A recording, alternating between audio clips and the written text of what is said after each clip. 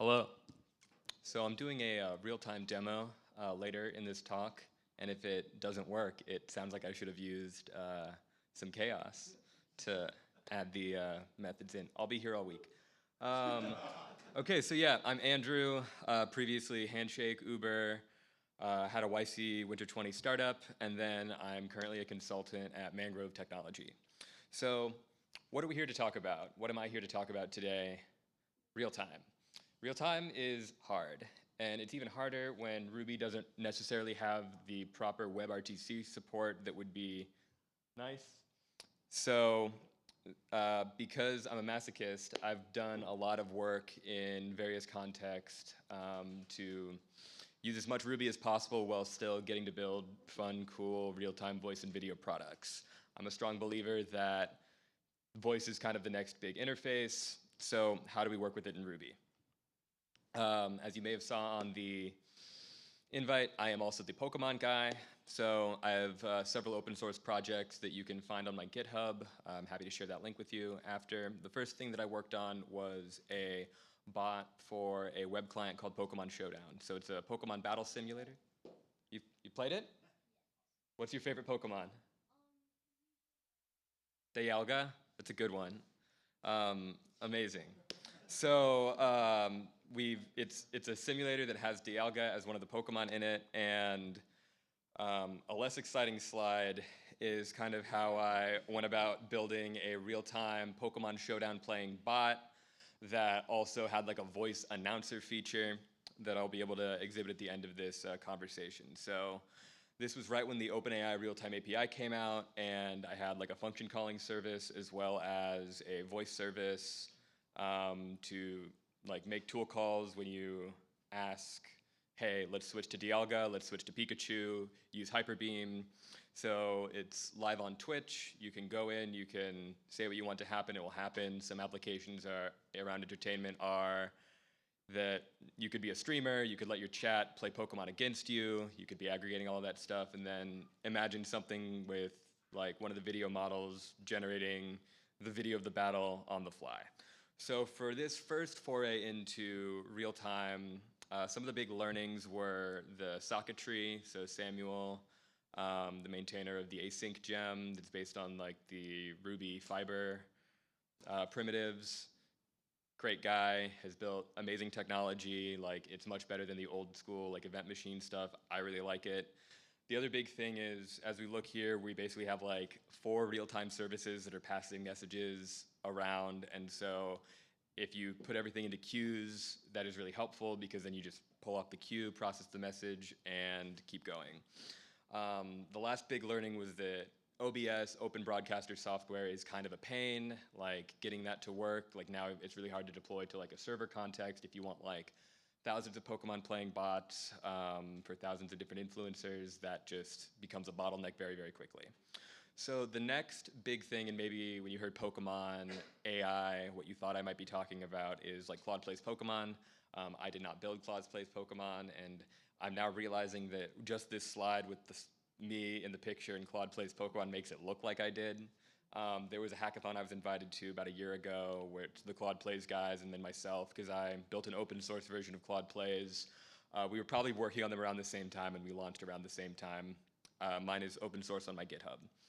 So I chose Fire Red as the version of Pokemon that I was trying to get an LLM to drive, and as we've probably all seen online, like it was really hard a year ago. I'm pretty sure Google cracked the code in like September with one of their models because I found intelligence to be the big limiting factor. It's really hard to get an LLM to play Pokemon, and how do you wrangle the memory? Like my process didn't really use a ton of tool calling because that still wasn't super reliable when I was building it. I did not have access to the $2 billion in funding that Anthropic had and access to Anthropic models before they launched. So we had to have some fun. So basically I was seeing, are we in a battle? Okay, go use the battle handler. Is there text on the screen? Add that to the memory. Otherwise, pathfind to your destination, and that was pretty much my algorithm. So some of the learnings from this project was, yeah, intelligence. It was a very hard benchmark, and I see why people have gravitated towards the problem. I just like Pokemon. I thought it was fun. Another big thing that's worth sharing is that models are really good at reading C code and packing and unpacking bytes. So a lot of time if I was like reaching my grubby little paws into the memory and then needing to like get out like what the map data was, like I didn't have to do that. Claude did. It was great, 10 out of 10. And then memory. So remembering what actions you've taken, that's going to be a problem. I don't think that's going to get solved anytime soon. Like I think context engineering, managing memory, like it's tough. So the last project that I'm just going to give a brief overview of is I had the opportunity to do, let's just go rogue. Let's open this. Um, so I couldn't embed the video, but I think this should work.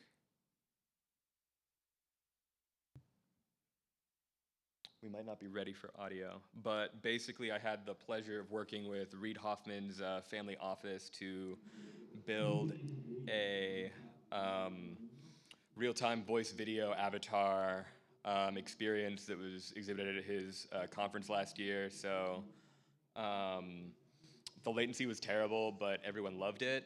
So that was nice. Come again? So I'm going to go ahead and close that. So this kind of brings me to what I'm going to call the avatar cycle, because that's definitely just applicable to this right here. I'm here all week. So like the flow that I keep seeing people come back to when you're viewing like a real-time voice video system is you've got text input, speech to text, large language model, text to speech, optionally having a HeyGen step in there, and then you output to speakers and display.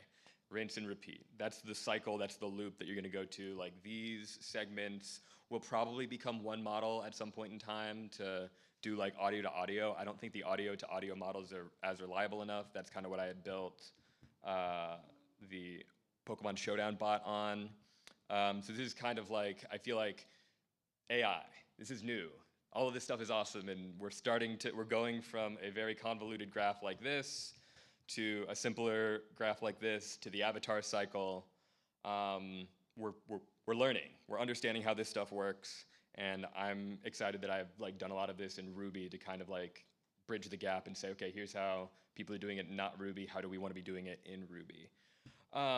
So that's kind of like past looking. What have we already done? Where are we headed? So what I've been working on right now that I unfortunately am not ready to like share publicly just yet is the Ruby LLM has a new agents feature that launched a couple of weeks ago. So it's defining your model, it's defining your instructions, so that's your system prompt, and then you define your tool calls.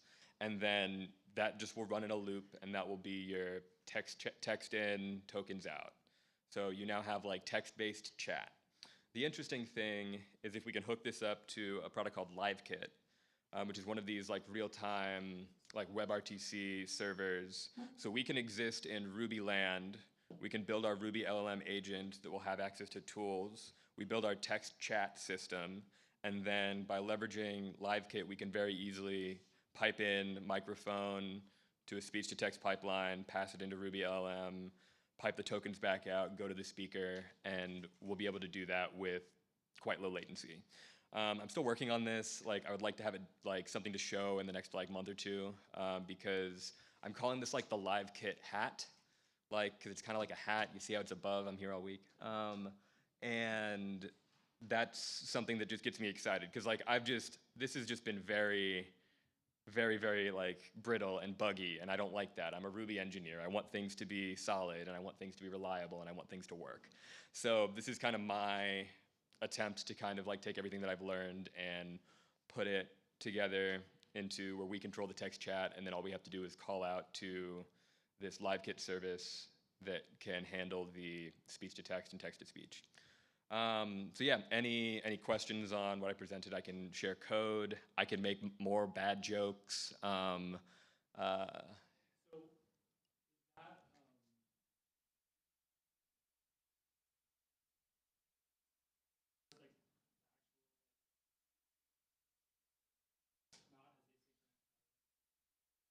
So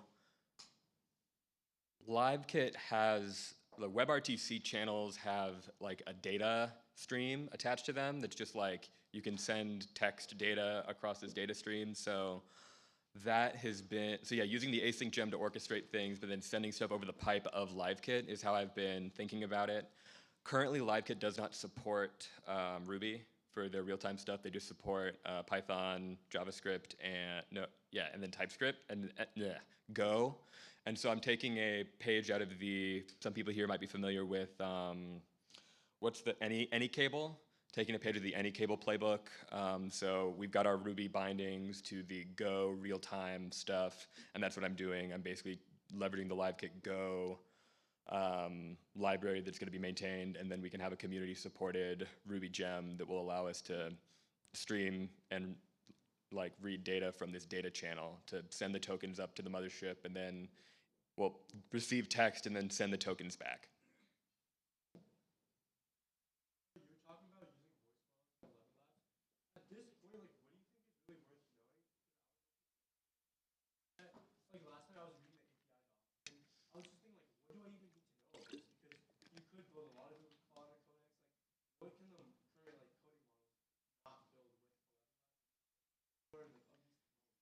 That's a very good question. Like, I think it's, I think, so the question was, what do you actually need to know about like working with software like 11 Labs to generate real-time audio?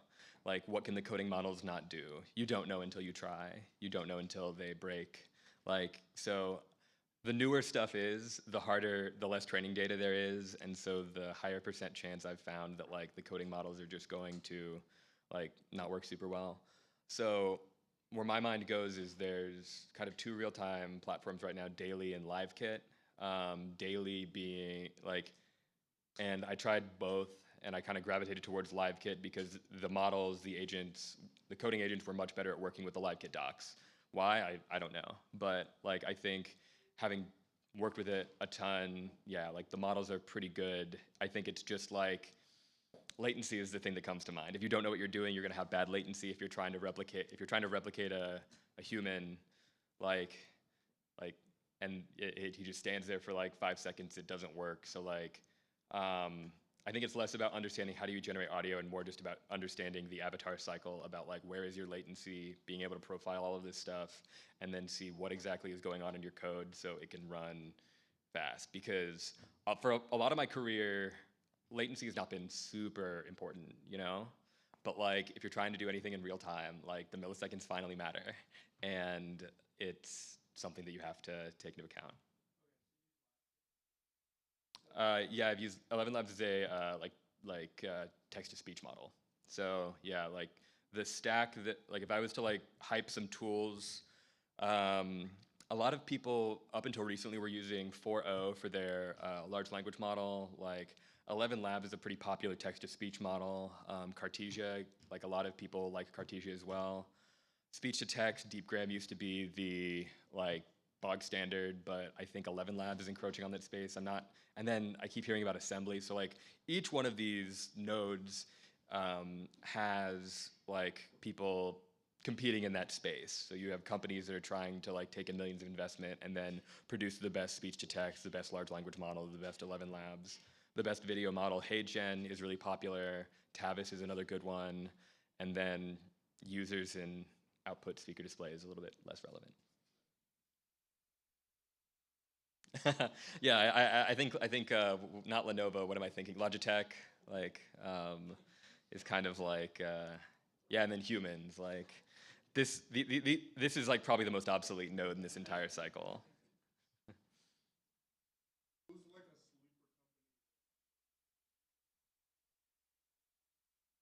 Um, that's a good question. I think a lot of people are trying to do real time. Like I had a friend text me the other day. It was like, which of these like 12 healthcare agent like voice agents should I use?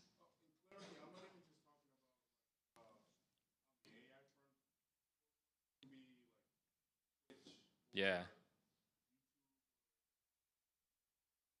Sierra is like a good name in like chatbot support agents. Like they've been doing a lot of really cool stuff. Like I think LiveKit and Daily are both like pretty durable because they're kind of the pipes. They're selling the shovels. When you ask the question, the first people that came to mind is a company called Fish Audio. They're probably the most dark horse. Like so they're like an open source speech model that's very good.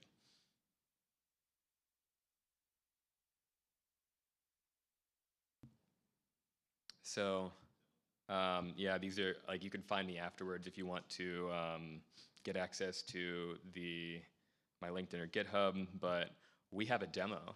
We have a live demo. So if you have Twitch on your phone, please scan this QR code. We're playing games. Go back. Oh, to this. Go back to me self-promoting. Absolutely. Yeah. Oh yeah, yeah. It's almost like I planned that. That would have been a good idea. And I'll have to save that one for the next time. Okay. So yeah, grab this QR code, and then it's going to go away for a second because it's also on this tab as well. So I'm going to go ahead and start our server.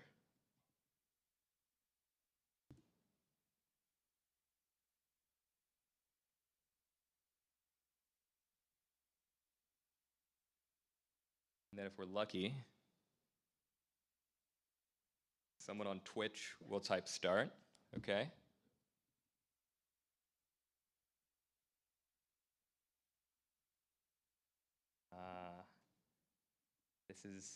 This is we can go in here and we can interact with the browser.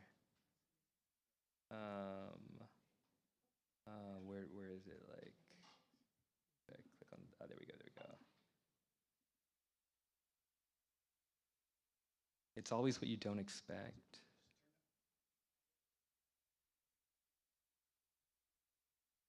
There we go. Thank you. All right. So now if we turn on our. Are we good on audio? Yep. There we go. All right. All right. So we'll go ahead and make it full screen. So Henry, what move do you think we should use? Eternatus launches a sludge bomb, shipping Polyrath. Polyrath hits back with a liquidation, but that's resisted. Eternatus is holding strong, recovering a little with leftovers. This battle is heating up fast. Henry, what do you think we should do? Another sludge bomb hits its mark. Polyrath fires back with close combat, but it's resisted again. Polyrath's defenses drop. Eternatus keeps recovering. The momentum's shifting. So this is like a real person. Like we're playing against someone real. Poisons Polyrath with another sludge bomb. Polyrath uses circle throw and swaps in Meowstick. Oh no. Poison's ticking away on Polyrath. Pressure's mounting. Henry, what do we do now? Okay. Good thing we can see which Pokemon we can switch into on the screen. I think this was built before the terrestrialization mechanic existed. So let's go ahead and... So it looks like these are the... Who should we switch into? Okay. So instead of clicking on the buttons, we will send a Twitch command. Electros. And then I think we can probably wrap it up after that. Meowstick sets up a light screen, boosting defenses. Polyrath tags out, and here comes Electros. Yay. Things are getting electrifying now. The tension's through the roof.